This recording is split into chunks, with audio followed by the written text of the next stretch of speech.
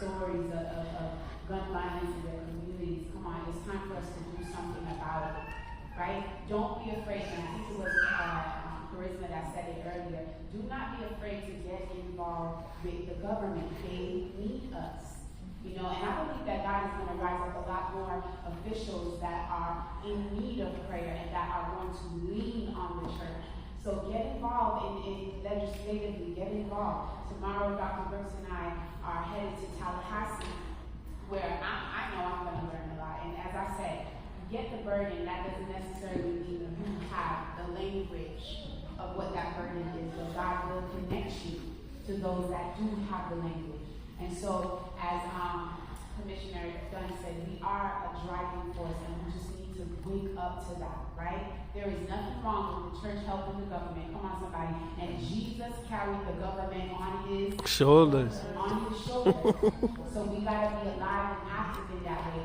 You got to be present to know what laws are about to pass. I have a young woman in our congregation that went to Tallahassee, I think 2 years ago. And there was some issue about having a firearm in the church. And she said the only people that were present were the rabbis. It was only Jewish people that was present. She said no one from Christianity was present to fight against this bill.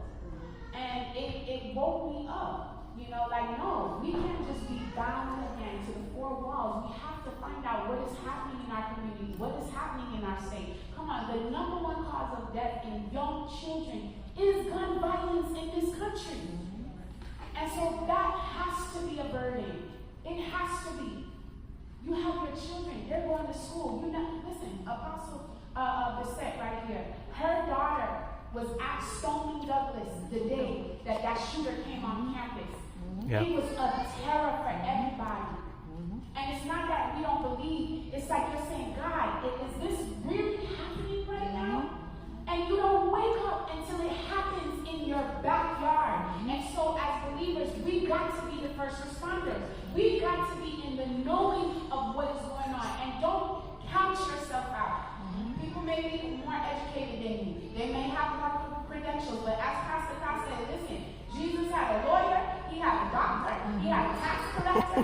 He knew he could not do it by himself. And so we got to wake up. Somebody say wake up. We got to wake up and get involved. Yes.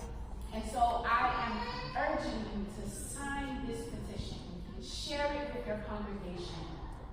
When you hear that there's a group of people going to Tallahassee to fight some bills, find out what those bills are. Come on, they took Black history out of the schools, and we just sitting here like, okay, but you know what?